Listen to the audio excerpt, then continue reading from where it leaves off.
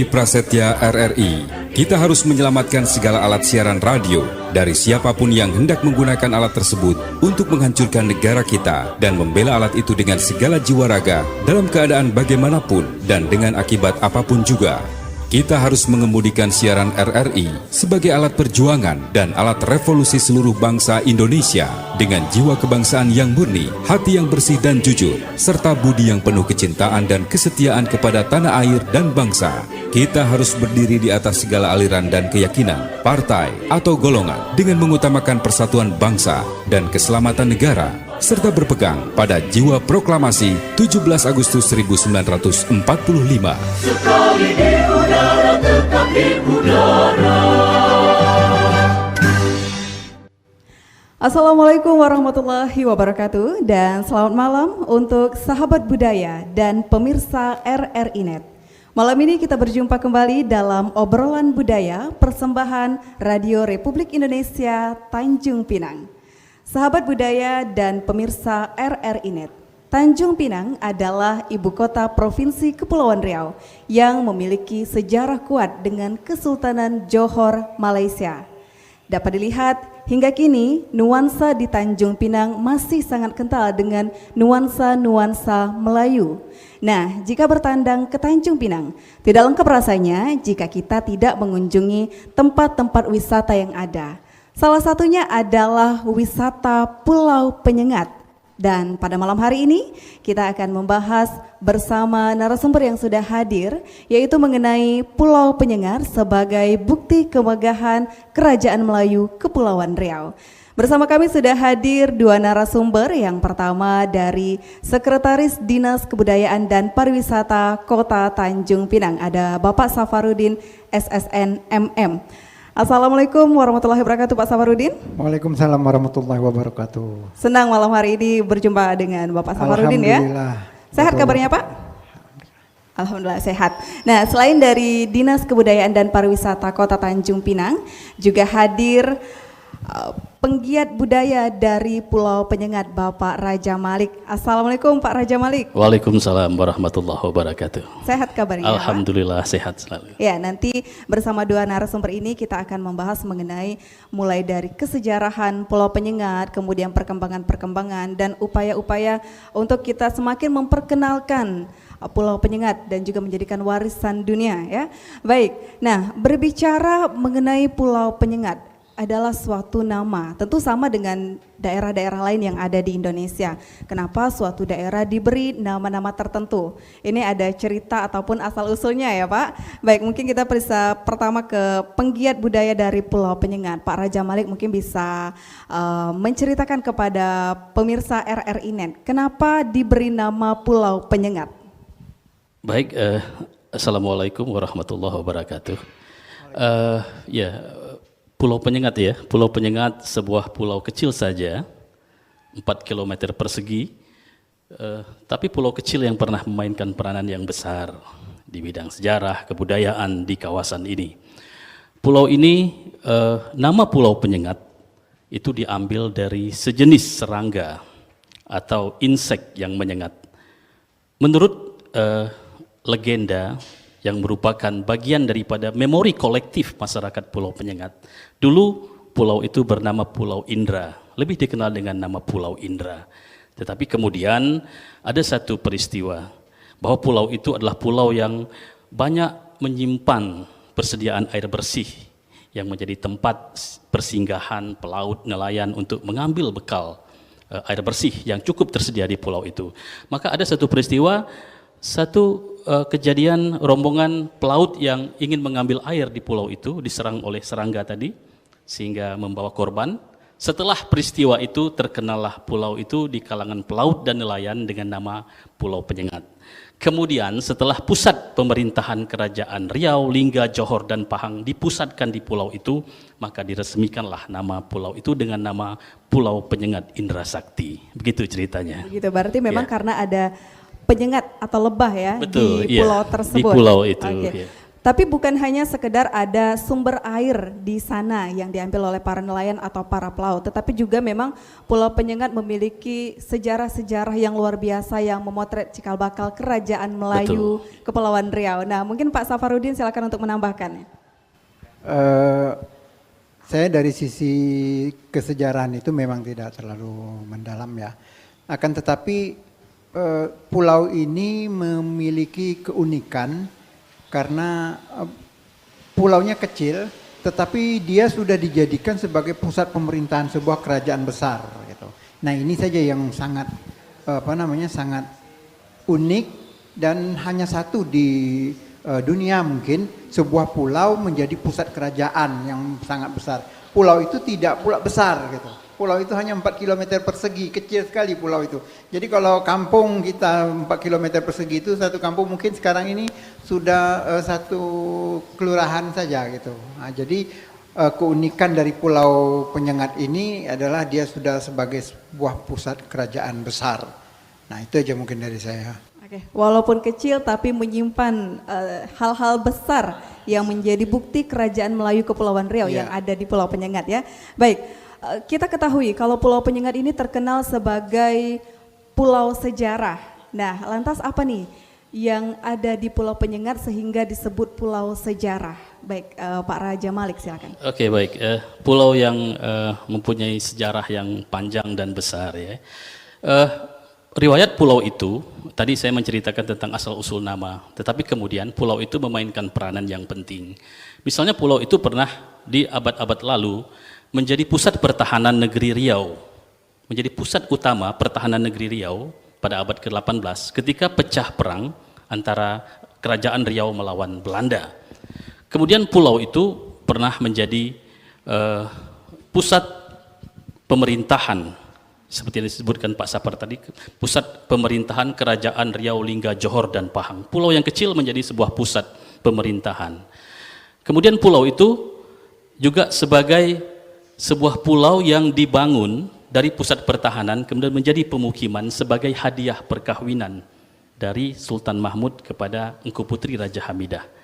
Jadi pulau mas kawin. Nah, kemudian yang membedakan Pulau Penyengat dengan kawasan-kawasan budaya lain, pulau itu sebagai taman para penulis Melayu. Taman para penulis Melayu. Jadi di pulau itu pada masa lalu, pada abad-abad lalu, kegiatan-kegiatan menulis, menghasilkan karya, kegiatan-kegiatan intelektual itu begitu luar biasa menjadi kegemaran penduduk pulau itu. Tidak sebatas bangsawan, orang biasa menulis, tidak sebatas laki-laki, perempuan menulis. Jadi apa-apa keilmuan yang dimiliki oleh penduduk pulau itu pada masa lalu itu kemudian ditulis. Berbagai disiplin ilmu, ada ilmu tentang perobatan Melayu, tentang sejarah, ilmu tentang perbintangan, ilmu tentang bahasa, sejarah dan sebagainya. Nah, itulah kelebihan Pulau Penyengat itu. Ya, yang mungkin disebut kelebihan tidak dimiliki oleh daerah-daerah atau pulau-pulau lain ya yang ada di wilayah Nusantara ini.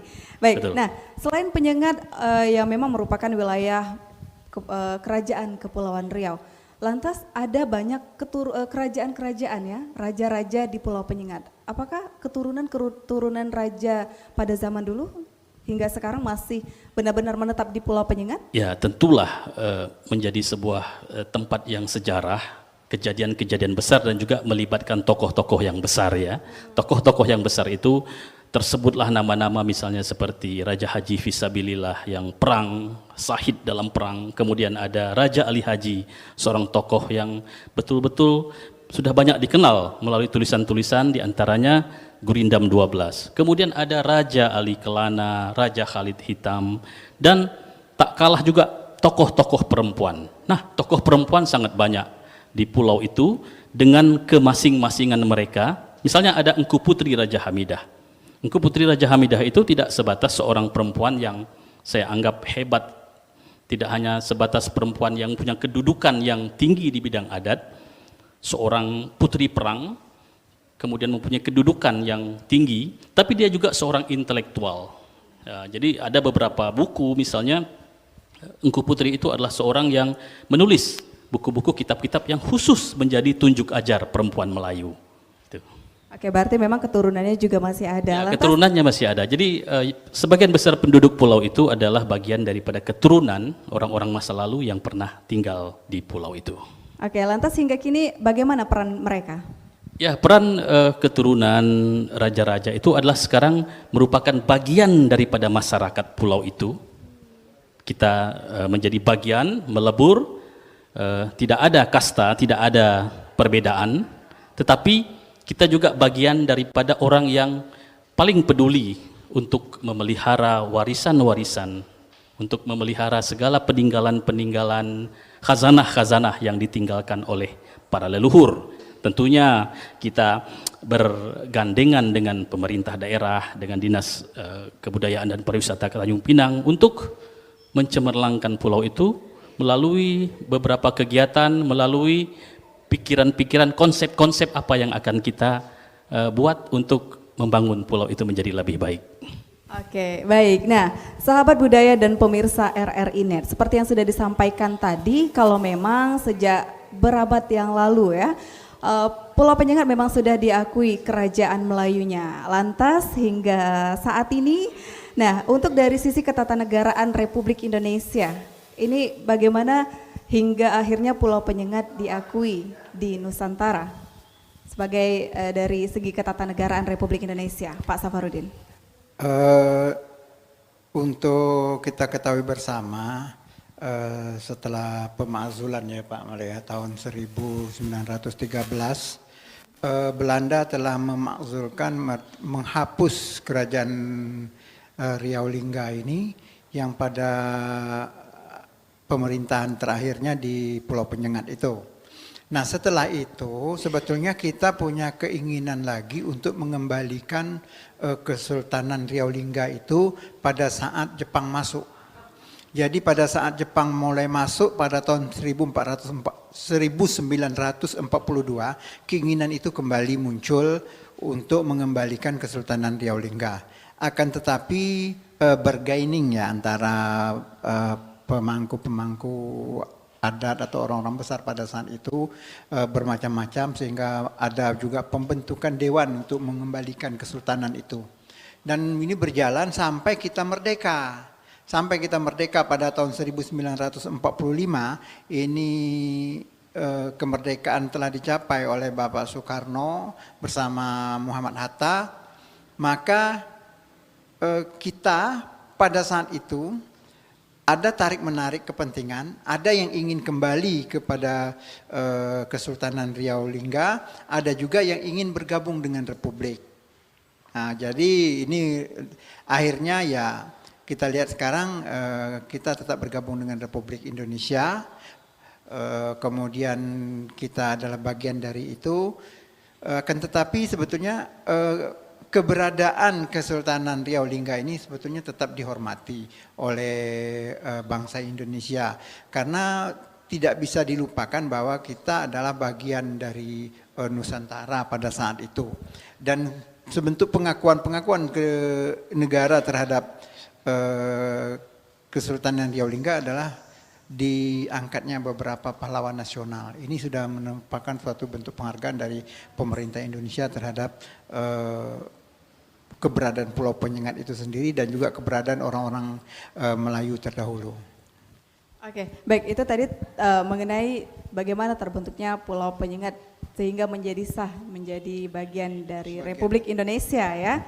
Oke, baik. Nah, sahabat budaya dan pemirsa RRI Net, untuk malam hari ini masih membahas mengenai Pulau Penyengat sebagai bukti kemegahan Kerajaan Melayu Kepulauan Riau. Baik, mungkin Pak Raja Malik sebagai penggiat budaya dari Pulau Penyengat, ada yang ingin ditambahkan mengenai Pulau Penyengat sebagai ketatanegaraan yang masuk dalam wilayah Indonesia? Ya, kita itu pilihan yang sudah dibuat oleh generasi sebelum kita, bahwa kita adalah bagian daripada Indonesia. Walaupun ada proses sebelumnya untuk mendirikan kerajaan Riau lagi, itu sudah menjadi bagian dari sejarah kita. Tapi sekarang bagaimana kita bersama dengan pemerintah daerah Tanjung Pinang, Provinsi Kepulauan Riau, ataupun pemerintah pusat di Jakarta untuk bagaimana Pulau Penyengat itu menjadi lebih baik. Kami sebagai penggiat kebudayaan membuka diri untuk terlibat atau dilibatkan dalam perkara-perkara itu.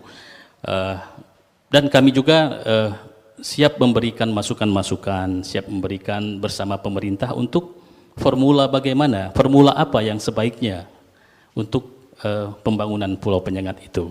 Tentunya pembangunan yang berdasarkan kebudayaan Melayu, karena pulau itu adalah saya anggap sebagai Pulau Penyengat dengan segala khazanah yang ditinggalkan oleh para leluhur.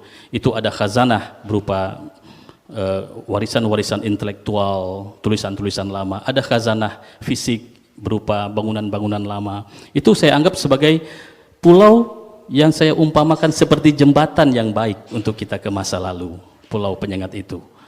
Jadi jembatan yang baik untuk ke masa lalu, untuk orang mengetahui, yang bisa memberikan kepuasan kepada orang untuk mengetahui tentang alam Melayu. Dan kita mempunyai rujukan-rujukan yang cukup untuk memberikan penjelasan tentang itu. Oke, baik. Seperti yang disebutkan tadi, kalau awalnya diberi nama Pulau Indra, lantas bagaimana kelanjutan dari pulau tersebut? Apakah setelah diberi nama Pulau Penyengat, nama Pulau Indra itu hilang begitu saja? Ya, kemudian Pulau Penyengat, dulunya namanya Pulau Indra, kemudian berubah menjadi Pulau Penyengat. Tetapi ketika pusat pemerintahan dipusatkan di pulau itu, namanya diresmikan dengan nama Pulau Penyengat Indra Sakti. Jadi indranya tidak ditinggalkan. Nah, itu rangkaian peristiwa-peristiwa yang kemudian terjadi di pulau itu. Kenapa nih diberi nama Pulau Indra Sakti? Apa dari nama tersebut juga mempunyai filosofi tersendiri? Saya kira ini bagian daripada memori kolektif, cerita yang diturunkan dari generasi ke generasi. Ya, Indra adalah mungkin dalam konteks pra-Islam, Indra adalah yang tinggi derajatnya seperti itu. Jadi setelah masuknya Islam, kemudian Islam menjadi dominasi dalam alam Melayu, walaupun perkataan Indra itu tidak dihilangkan, tetapi didahulukan dengan perkataan Pulau Penyengat. Oke, berarti memang dari awal namanya Penyengat juga sudah memiliki makna yang luar biasa. Baik, sahabat budaya dan pemirsa RRI Net, kita masih dalam obrolan budaya persembahan RRI Tanjung Pinang.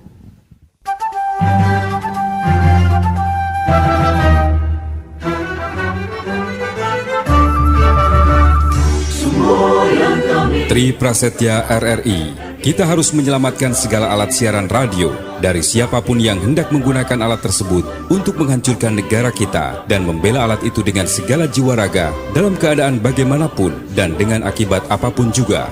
Kita harus mengemudikan siaran RRI sebagai alat perjuangan dan alat revolusi seluruh bangsa Indonesia dengan jiwa kebangsaan yang murni, hati yang bersih dan jujur, serta budi yang penuh kecintaan dan kesetiaan kepada tanah air dan bangsa. Kita harus berdiri di atas segala aliran dan keyakinan, partai atau golongan dengan mengutamakan persatuan bangsa dan keselamatan negara, serta berpegang pada jiwa proklamasi 17 Agustus 1945. Sekali di udara, tetap di udara. Pemirsa RRI Net dan sahabat budaya di mana saja berada, masih dalam obrolan budaya dari Radio Republik Indonesia Tanjung Pinang. Seperti yang disampaikan dalam sesi sebelumnya, kalau Pulau Penyengat memang memiliki peninggalan-peninggalan sejarah yang sangat berarti, yang sudah dikenal sejak dahulu kala. Masih bersama dua narasumber kami untuk malam hari ini dalam obrolan budaya. Nah, Pak Raja Malik mungkin bisa menjelaskan juga kepada pemirsa RRI Net. Lantas apa saja peninggalan-peninggalan sejarah kerajaan-kerajaan Melayu yang memang masih menjadi bukti kuat kalau Penyengat memang adalah kerajaan yang memiliki sejarah sangat kuat untuk Melayu, Kepulauan Riau. Kalau kita berkunjung ke Pulau Penyengat, mungkin kita bisa berkeliling di pulau itu. Pulau itu penuh dengan peninggalan-peninggalan sejarah. Pulau itu sudah ditetapkan sebagai cagar budaya nasional yang tidak kurang ada 46 titik. 46 titik yang sudah dipetakan tempat-tempat lama yang bersejarah itu.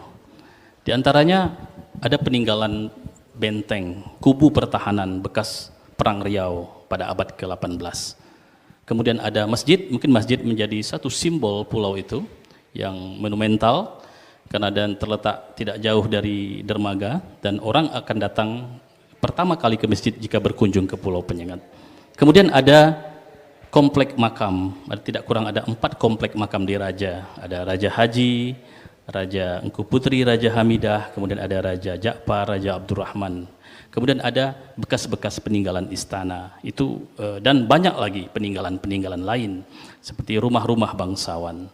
Dan yang tak kalah menarik dan penting juga yang dapat kita selamatkan adalah peninggalan-peninggalan intelektual yang saya sebutkan awal tadi dalam bentuk tulisan-tulisan lama, di antaranya tulisan Raja Ali Haji, tulisan Raja Hamidah Engku Putri, tulisan penulis-penulis lain yang berbagai disiplin ilmu.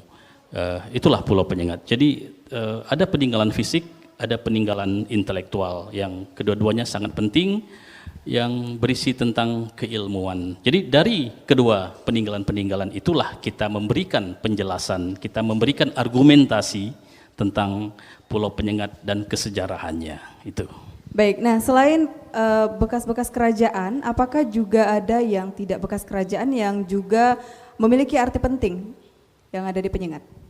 Saya kira tentunya semuanya penting ya, bekas peninggalan kerajaan penting untuk kita menelusuri, kita menelusuri sejarahnya. Tetapi kemudian dalam perkembangan zaman, perkembangan masa, tentu juga ada perkara-perkara baru, bangunan-bangunan baru yang juga menjadi pendukung untuk kehidupan masyarakat di situ, dan baik itu yang dibangun, dipelihara oleh pemerintah daerah ataupun dibangun oleh masyarakat setempat. Jadi itu yang ada dan itu semua adalah bagian daripada masyarakat Penyengat dan penting untuk kita jaga. Ya, itu juga termasuk untuk peninggalan-peninggalan sastra seperti itu? Ya, iya tadi saya sebutkan tadi peninggalan-peninggalan dalam bentuk tulisan-tulisan lama itu ya. Itu ada berbagai disiplin ilmu, ada ilmu perobatan, ilmu falakiyah, ilmu tentang agama, ilmu tentang bahasa dan sastra, itu banyak sekali ya. Dan juga tradisi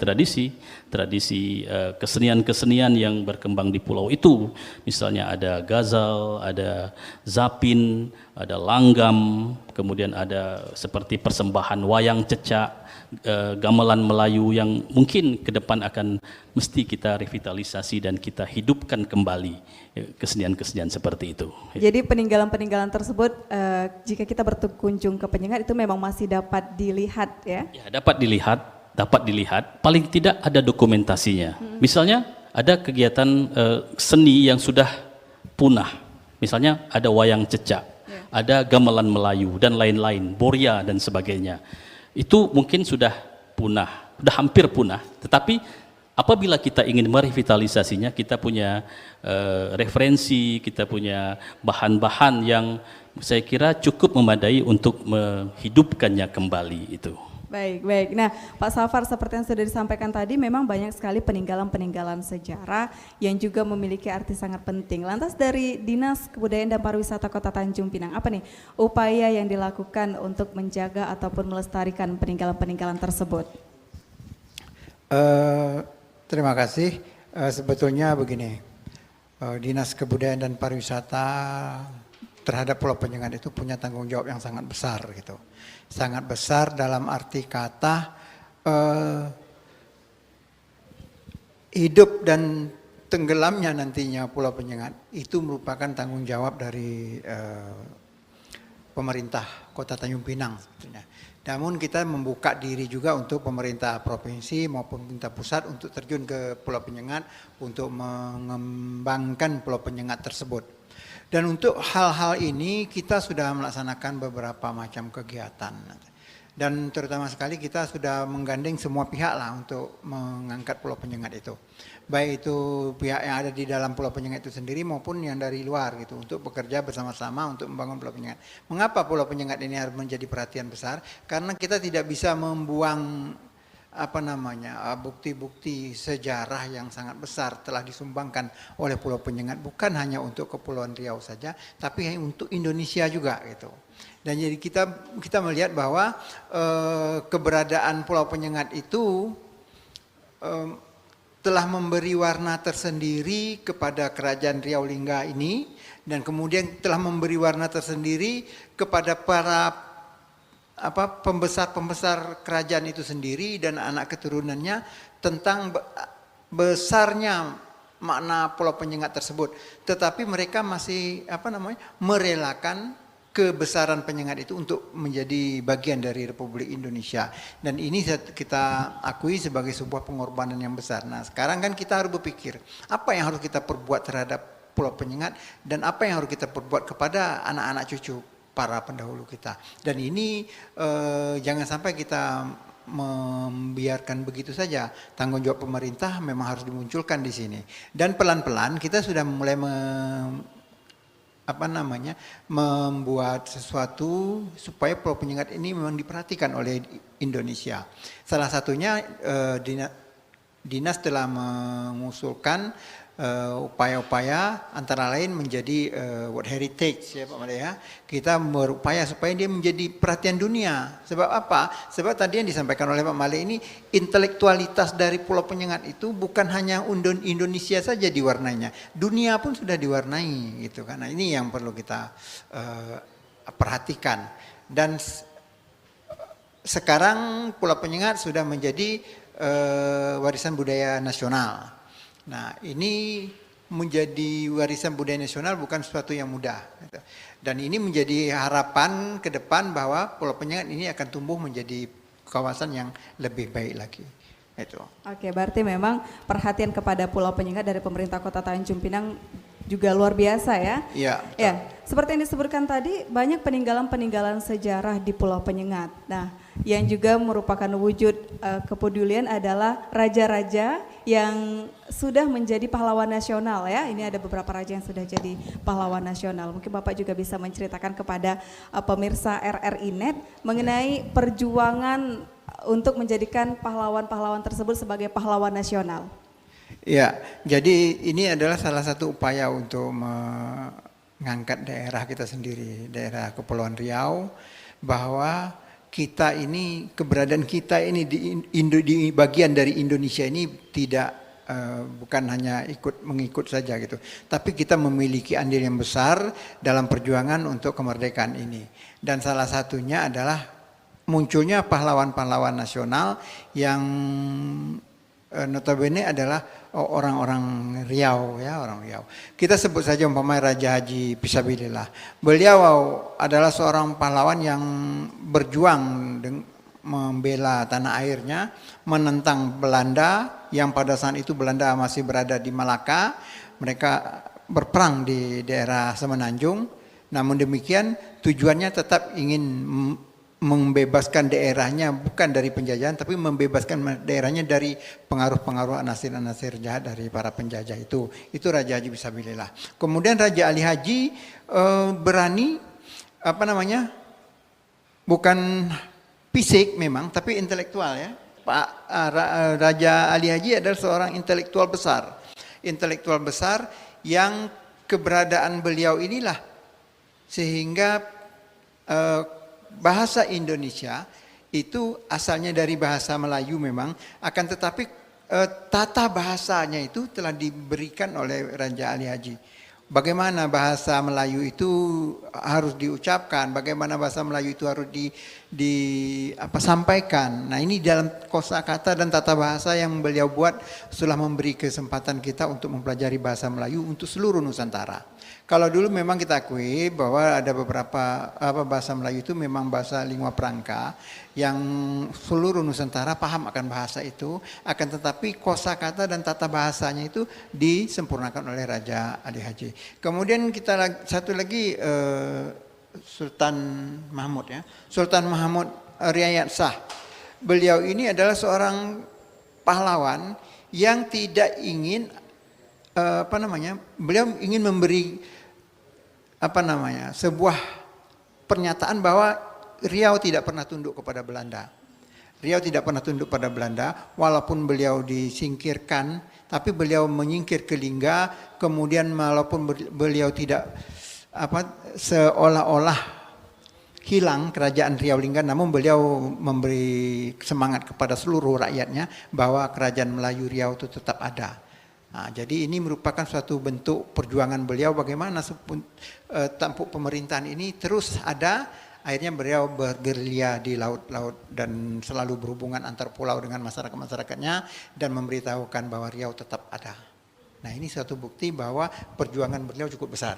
Nah, itu. Oke, berarti memang ada bukti-bukti tersendiri sehingga para raja-raja tersebut menjadi pahlawan nasional ya.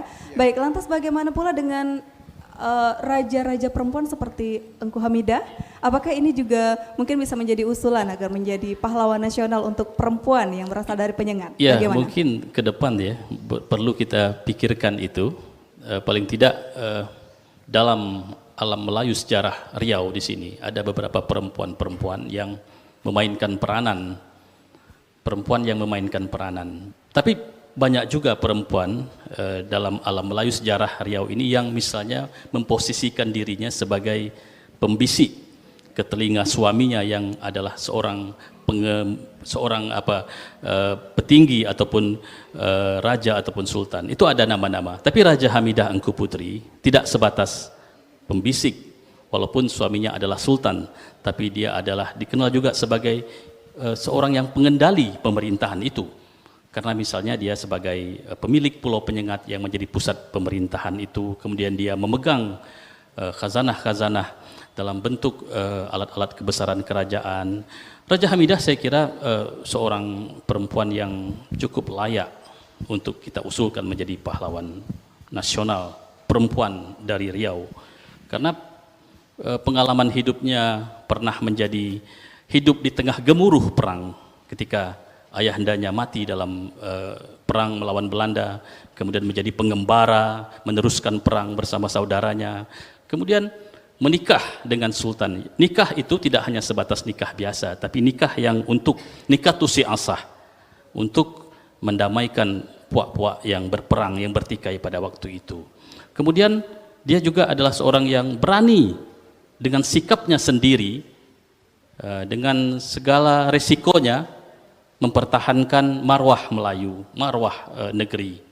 Dan di samping itu dia juga seorang intelektual. Itu Raja Hamidah Engku Putri, seorang tokoh yang memang perlu kita angkat lagi gitu ya. Oke, berarti tidak menutup kemungkinan beliau juga bisa menjadi pahlawan nasional perempuan ya? Mungkin bisa saya tambahkan begini, kepahlawanan Engku Hamidah ini cukup besar. Kita melihat bahwa sejak kerajaan kita ini dengan terjadinya Traktat London, Riau dengan Johor itu berpisah. Nah, Engku Hamidah teguh memegang regalia ini sebagai bentuk wujud pengakuan terhadap sultan yang dua ini. Jadi ada sultan dua beradik ini, yang satu menguasai Johor yang berpusat di Teluk Belanga Singapura, kemudian yang satu lagi berpusat di Lingga. Dan ini memerlukan pengakuan, yang satu didukung oleh Belanda, yang satu didukung Inggris. Nah, masing-masing mau meminta agar Engku Putri menyerahkan regalia. Dan ini kalaulah diserahkan waktu itu regalia ini kepada Inggris ataupun kepada Belanda secara mutlak, maka ini kita sudah lepas. Riau ini sebetulnya sudah lepas, sudah habis itu. Ibarat buah manggis putihnya itu tinggal jatuh aja lagi, tapi oleh Engku Putri ini tidak. Makanya kerajaan Riau Lengga tetap bertahan pada saat itu di tangan Engku Putri. Jadi ini sebuah bentuk perjuangan. Jadi kita ingin agar Engku Putri ini juga dapat diakui sebagai pahlawan nasional. Tapi insya Allah ke depan pasti itu Pak ya. Pasti akan kita coba untuk mengusulkannya. Nah, sebab kita melihat bahwa keberanian dia dan bagaimana sikap teguhnya itu tidak kalah dengan wanita-wanita lain yang ada di Indonesia. Baik, nah lantas bagaimana proses perjuangan dari pemerintahan Kota Tanjung Pinang untuk menjadikan pahlawan-pahlawan yang sudah menjadi pahlawan nasional tersebut? Ini panjang Pak Male ya. Beliau ini juga bagian dari tim pengusulan Sultan Mahmud. Kemudian juga untuk pengusulan Raja Ali Haji ya, dulu pernah. Memang ini perjuangannya cukup berat. Karena apa? Karena ada kepentingan Nah, ada mekanisme yang juga harus ditulis, tapi ada juga kepentingan-kepentingan. Tapi alhamdulillah melalui berbagai macam laluan yang diberikan oleh Indonesia sendiri, oleh negara kita sendiri kepada upaya tersebut cukup besar gitu. Sebab kita contohkan saja, membuat pengakuan bahwa Raja Ali Haji itu adalah bapak bahasa Indonesia ini sangat berat. Tapi sekarang beliau diakui sebagai bapaknya bahasa Indonesia. Dan pengakuan ini tentunya sangat berimbas kepada daerah-daerah lain yang juga mengaku bahwa bahasa dialah sebagai sumber bahasa Indonesia. Nah, oleh karena itu ini merupakan satu perjuangan yang berat oleh orang-orang di Tanjung Pinang khususnya untuk melaksanakan kegiatan tersebut.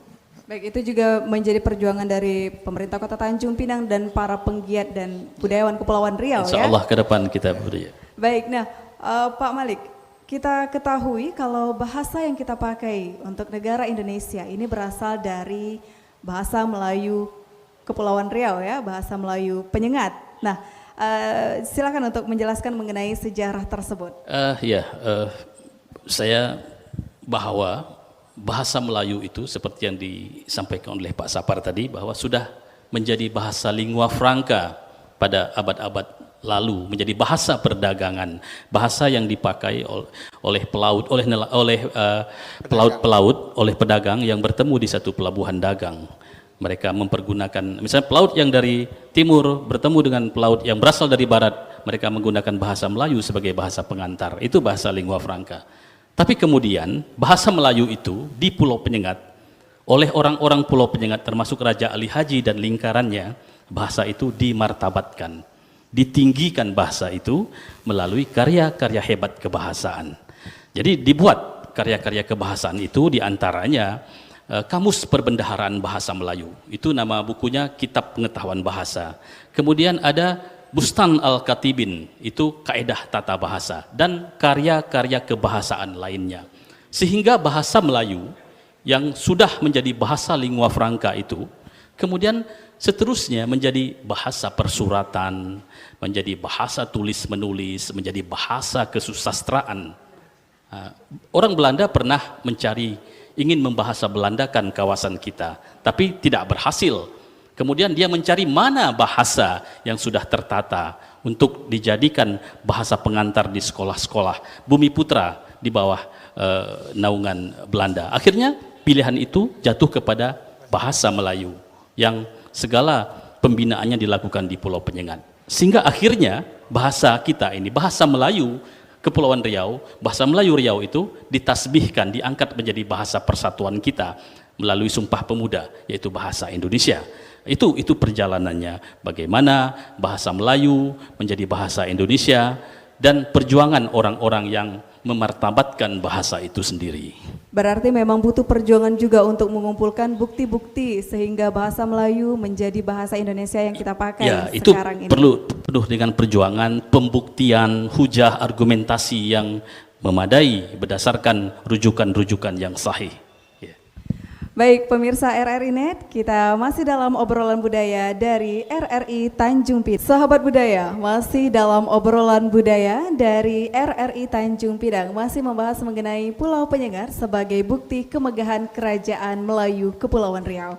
Tadi sudah disebutkan oleh narasumber kami kalau memang butuh perjuangan yang luar biasa untuk menjadikan bahasa Melayu Kepulauan Riau, bahasa Melayu Penyengat sebagai bahasa Indonesia. Nah, masih bersama dua narasumber kami untuk malam hari ini, Pak Safarudin. Lantas apa nih istimewanya bahasa Melayu sehingga menjadi bahasa Indonesia? Tadi dari awal kami sudah sampaikan bahwa bahasa Melayu ini sejak zaman Kerajaan Malaka dulu dia sudah menjadi bahasa lingua franca sebagai bahasa penghubung antara berbagai macam manusia pada saat itu dari berbagai macam penjuru dunia berkumpul di sana. Dan bahasa ini sudah tersebar ke seluruh Nusantara. Dan untuk kita ketahui juga bahwa bahasa Melayu ini untuk antar daerah, walaupun mereka itu sesama Jawa umpamanya. Dulunya bahasa Melayu ini sudah menjadi bahasa pengantar. Dengan hurufnya pun walaupun waktu itu Pak Malik, itu hurufnya huruf Jawa. Huruf Jawi udah biasa kita pakai, tapi huruf Jawa gitu. Hono coroko itu bisa dipakai untuk menulis dalam bentuk huruf dalam bahasa Melayu yang dipakai gitu. Jadi ini satu hal yang unik itu. Bahasa Melayu pada saat itu sudah tersebar ke seluruh Nusantara. Untuk memfasihkan dalam berbahasa Melayu, peran dari intelektual yang ada di penyengat tadi itu membuat berbagai macam kitab, berbagai macam buku, dan berbagai macam panduan tentang kebahasaan itu menambah semakin bergairahnya orang dalam menerjemahkan bahasa Indonesia. Dan sebelum kita merdeka, ini kan kita sudah punya berbagai macam surat kabar yang sifatnya sudah menasional waktu itu gitu kan. Dan surat kabar itu tulisannya sudah menggunakan bahasa Melayu gitu. Kemudian karena mereka merasa bahwa bahasa Melayu ini sudah mampu untuk menyatukan Indonesia, lalu pada tanggal 28 Oktober tahun 1928 mereka berani bersumpah dengan berbahasa yang satu, bahasa Indonesia. Mana bahasa Indonesianya itu? Nah, bahasa Melayu lah yang mereka pakai sebagai bahasa Indonesia. Jadi pada saat Sumpah Pemuda itu belum ada bahasa Indonesia. Tetapi bahasa Melayu ini sudah tersebar ke seluruh Nusantara dan menjadi bahasa intelektual. Begitu mereka merasakan bahwa dalam pertemuan seluruh orang-orang dari Nusantara, Yong Japa, Yong Ambon dan sebagainya itu bahasa mereka dengan bahasa Melayu, maka mereka berani mengikrarkan bahwa bahasa Melayu itu sebagai bahasa Indonesia dan mereka menyetuskannya melalui Sumpah Pemuda. Sampai 17 tahun saja, padahal kita katanya sudah dijajah 350 tahun ya, kita belum bisa bersatu. Tapi dari tahun 28 sampai tahun 45, 17 tahun kita mampu bersatu dan kita bisa meraih kemerdekaan itu.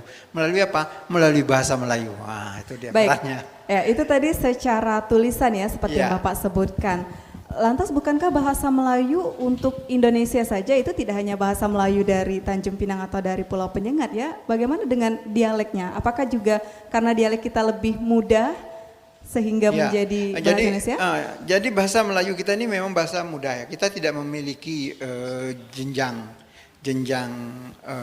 kebahasaan itu. Paling tidak ya permaknaan saja. Ada bahasa yang lebih halus lagi, tapi kita tidak menjadi masalah. Tidak ada perbedaan antara orang biasa dengan orang yang ada di atasnya. Enggak ada masalah kita. Jadi ini kemudahan dari bahasa Melayu menjadi bahasa Indonesia. Kemudian daerah lain itu intinya tetap bahasa Melayu sebagai bahasa Indonesia. Kemudian daerah lain itu menambah bagian-bagian yang mana yang bisa mereka isi. Yang di dalam bahasa Melayu tadi tidak terdapat kosakata yang tepat. Mungkin nanti ditambah dengan bahasa daerah lainnya. Seperti itu. Ya, baik.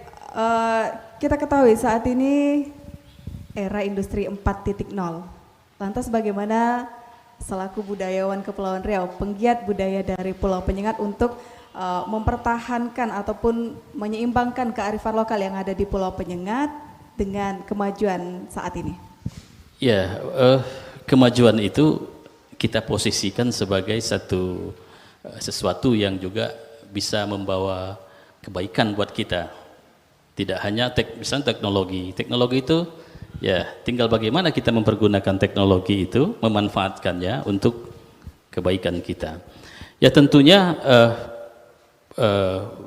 tadi kita berbicara tentang masa lalu dan sebagainya, orang-orang tokoh, kemudian peristiwa-peristiwa dengan khazanahnya itu jangan hanya sebatas kepada kita buah rindu ke masa lalu saja, tetapi bagaimana yang lalu-lalu itu yang kita bicarakan tadi itu bisa mengilhami kita, membawa kebaikan bagi kita.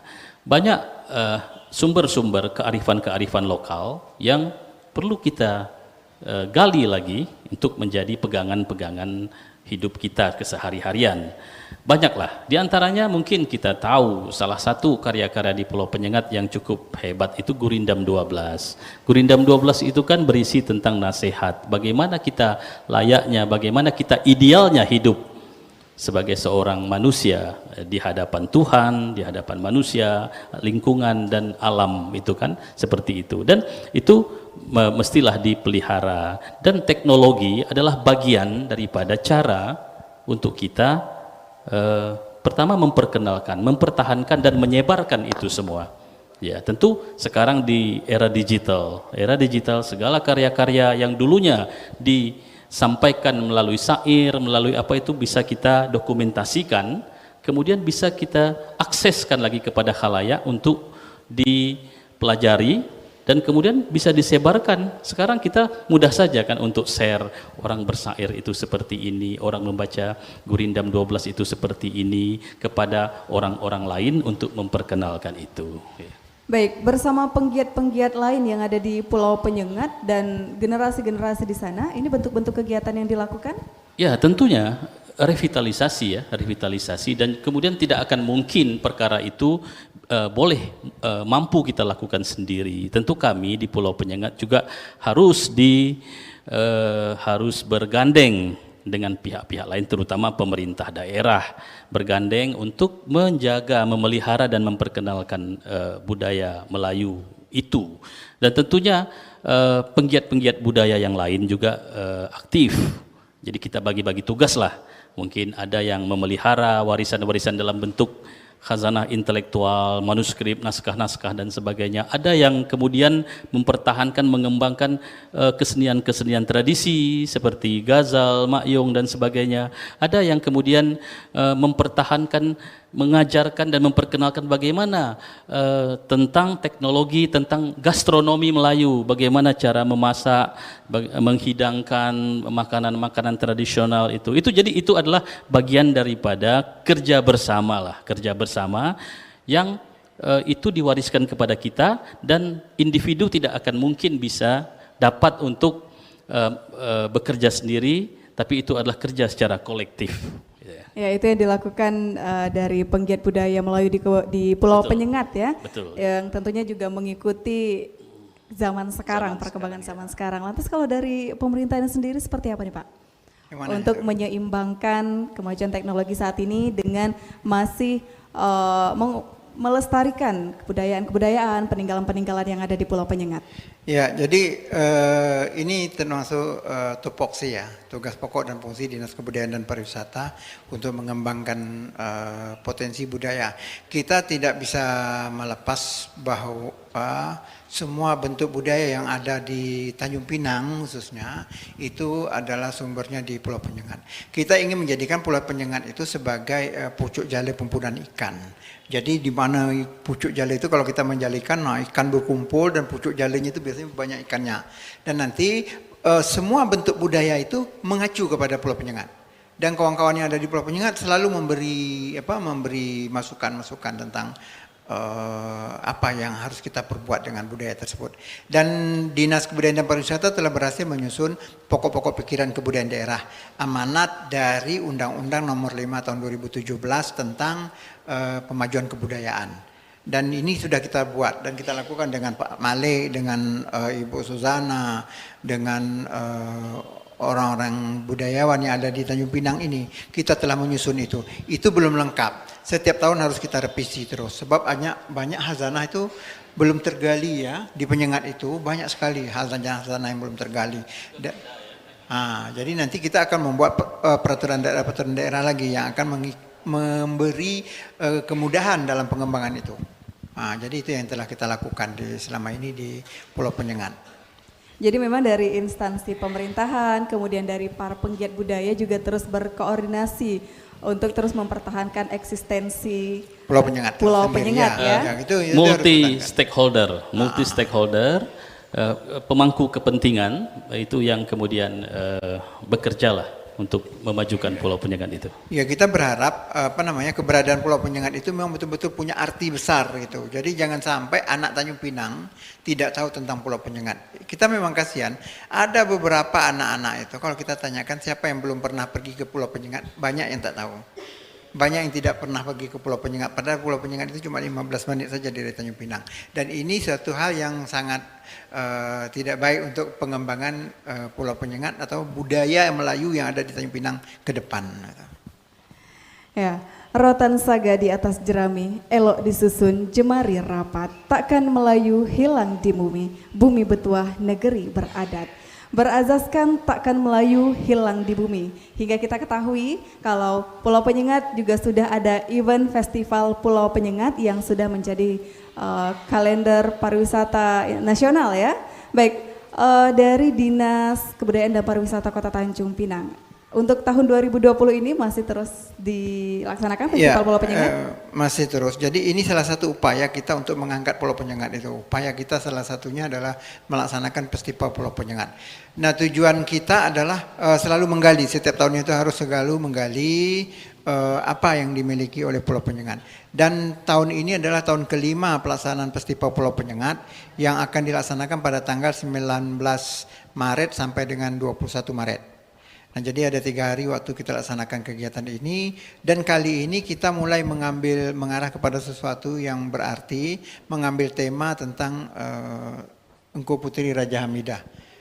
Nah, jadi Engku Putri Raja Hamidah sebagai tema pelaksanaan kegiatan itu semuanya itu mengarah kepada upaya-upaya untuk mengangkat Engku Hamidah ini. Tapi seperti pembicaraan kita yang tadi bahwa kita ingin mengangkat Engku Hamidah sebagai salah satu pejuang wanita yang ada di Riau ini. Itu yang ingin kita lakukan. Baik, selain tema tadi mengenai Engku Hamidah, lantas apa yang berbeda dari Festival Pulau Penyengat di tahun ini dengan tahun-tahun sebelumnya? Ya, bentuk festival itu adalah kemeriahan ya. Festival itu memang kemeriahan, tapi kita akan memberi warna sedikit dengan pelaksanaan kegiatan pameran. Pameran ini bertemakan juga tentang Engku Hamidah itu sendiri.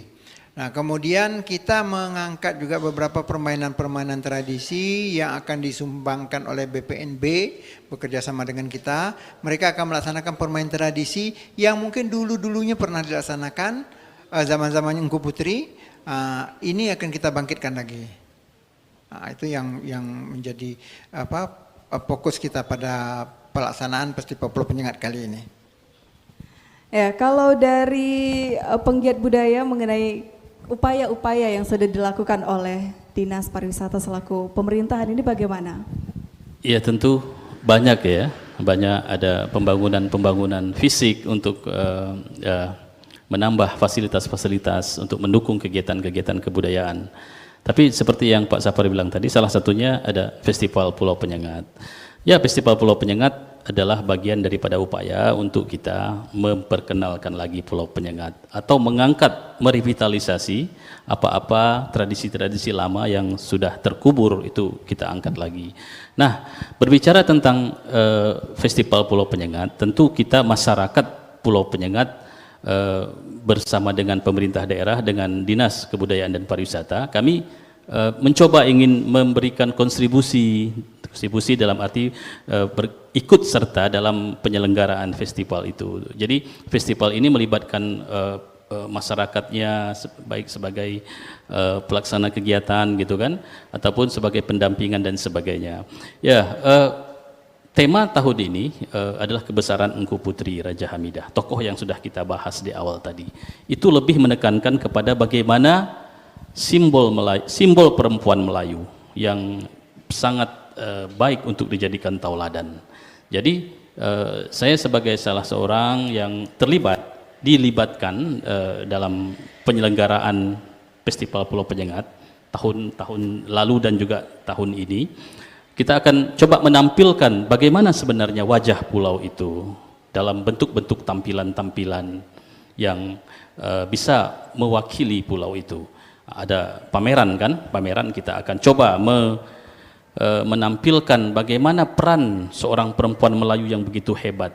Tidak hanya perannya di bidang bahwa dia seorang tokoh yang terpandang, tapi dari sisi pengetahuan, dari segi intelektual. Raja Hamidah itu, Engku Putri itu yang kita ingin angkat adalah pemikirannya tentang perempuan. Misalnya bagaimana Raja Hamidah menulis buku yang memberikan makna atau takrif perempuan Melayu itu apa.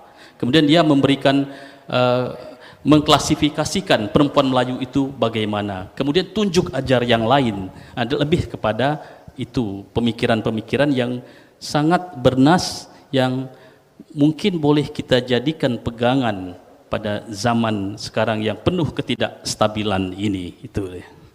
Berarti dengan adanya Festival Pulau Penyengat di tahun ini dengan tema yang sudah ditentukan, diharapkan juga pemikiran-pemikirannya sama juga dengan perjuangan-perjuangan dari Engku Hamidah ya. Ya, lantas bagaimana dengan sarana prasarana di Pulau Penyengat sendiri? Ya, memanfaatkan apa-apa yang ada di pulau itu. Tentu di sana ada beberapa fasilitas, ada balai adat yang menjadi pusat kegiatan itu, yang setiap tahun menjadi pusat. Kemudian ada tempat-tempat lain, panggung rakyat, kemudian ada persembahan kesenian malamnya, ada bazar dan sebagainya. Saya kira memadailah untuk tempat-tempat itu, untuk sebagai tempat pelaksanaan kegiatan. Tapi mungkin ke depan kita bisa minta pemerintah untuk menambah lagi ya, memperbaiki lagi dan memperindah lagi apa-apa yang sudah ada itu ya. Ya, tahun ini sudah tahun kelima dilaksanakan Festival Pulau Penyengat. Kalau dari kacamata penggiat budaya di Pulau Penyengat, setelah dilaksanakan Festival Pulau Penyengat ini apakah meningkatkan kunjungan untuk ke Pulau Penyengat? Ya, saya kira kalau untuk kunjungan itu tergantung kita promosi kita ya. Tapi paling tidak setiap tahun itu ada saja pulau itu dipenuhi dengan pengunjung yang ingin menyaksikan apa-apa yang ditampilkan pada festival itu. Dan juga itu situasional ya. Kita tahun ini mungkin banyak hal-hal yang berhubungan dengan tertundanya turis-turis yang datang karena masalah penyakit dan sebagainya. Tetapi paling tidak kita bisa mendatangkan untuk pengunjung-pengunjung lokal ataupun pengunjung-pengunjung dari seberang, dari Singapura dan Malaysia untuk datang. Tahun-tahun lalu cukup ramai, peminat cukup ramai. Jadi dan mesti diadakan evaluasi terhadap setiap tahun terhadap kegiatan ini. Mana kegiatan-kegiatan yang baik, yang mendapat respon yang luar biasa itu kita pertahankan. Mana kegiatan yang diantaranya yang perlu kita hilangkan untuk tahun-tahun ke depan itu ya. Ya, kalau dari data di Disbudpar Kota Tanjung Pinang sendiri mengenai angka kunjungan bagaimana Pak? Ya, jadi sejak pelaksanaan kegiatan Festival Pulau Penyengat ini, kita terus membenah Pulau Penyengat itu. Jadi kalau tidak ada pengunjung, mungkin kita akan tinggalkan, gitu kan. Tapi kita melihat bahwa potensi pengunjung yang datang ke Pulau Penyengat itu cukup besar. Jadi kalau setiap festival itu kita targetkan itu sekitar 6.000, kadang-kadang lebih dari 6.000 orang yang datang ke Pulau Penyengat itu. Dalam satu harinya sekitar 1.500 atau 2.000 orang yang datang ke Pulau Penyengat. Kita dapat melihat dari obrolan-obrolan tukang sampan, pompong, mereka selalu merasakan bahwa selama Festival Pulau Penyengat ini mereka dalam waktu 3 hari mereka bisa meraup keuntungan sebesar 1 juta sampai 2 juta satu orang gitu kan. Jadi kalau ada 32 pompong, 64 semuanya itu, kalau 2 juta berarti ada sudah 120 juta lebih dana mereka peroleh. Jadi ini menunjukkan bahwa ada pemasukan bagi masyarakat setempat. Berarti pengunjungnya banyak memang gitu. Jadi setelah acara itu pasca kegiatan festival itu pengunjung terus datang, Penyengat terus terkenal gitu, semakin hari semakin terkenal di seluruh Indonesia.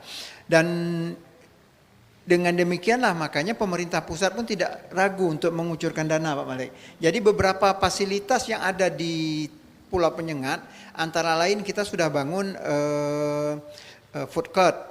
Ya, food court sudah kita bangun, ada 6 pintu di sana. Kemudian ada musolanya sudah kita bangun. Kemudian untuk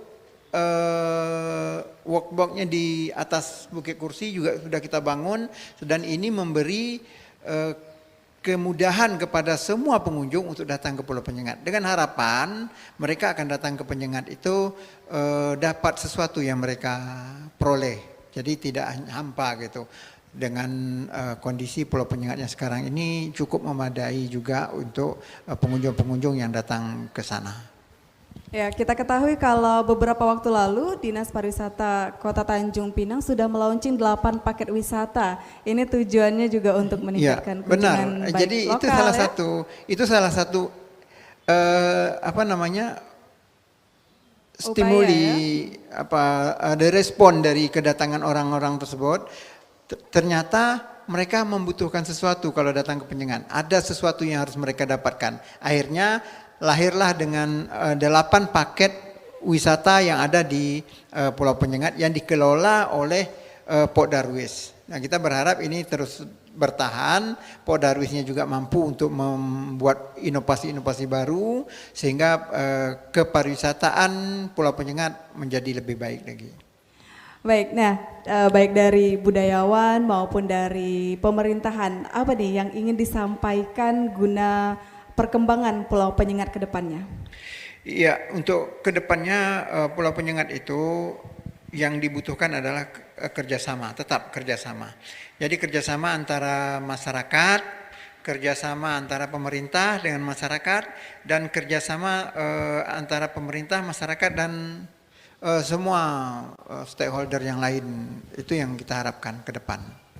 Itu kalau dari pemerintahnya, kalau dari penggiat budaya Ya, di lebih Pulau kurang Penyengat seperti itu, tapi tentu harus ada dukungan-dukungan yang lebih lagi kepada penggiat-penggiat kebudayaan dan juga untuk situs-situs yang ada di Pulau Penyengat.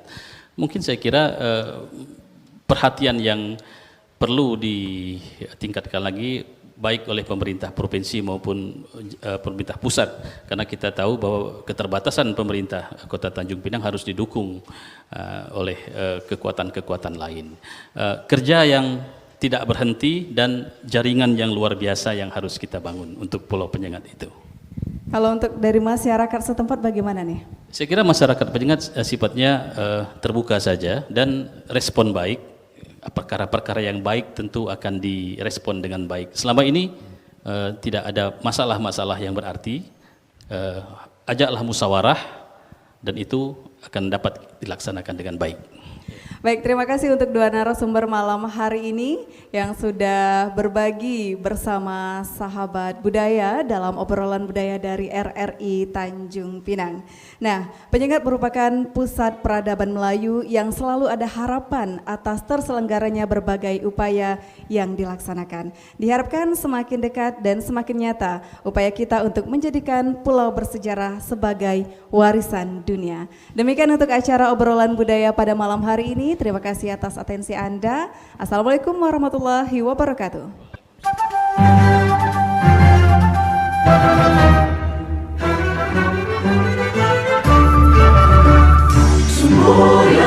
Tri Prasetya RRI, kita harus menyelamatkan segala alat siaran radio dari siapapun yang hendak menggunakan alat tersebut untuk menghancurkan negara kita dan membela alat itu dengan segala jiwa raga dalam keadaan bagaimanapun dan dengan akibat apapun juga.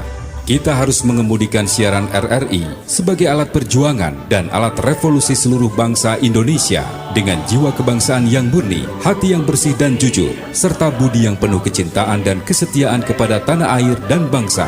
Kita harus berdiri di atas segala aliran dan keyakinan, partai atau golongan dengan mengutamakan persatuan bangsa dan keselamatan negara, serta berpegang pada jiwa proklamasi 17 Agustus 1945. Sekali di udara tetap di udara.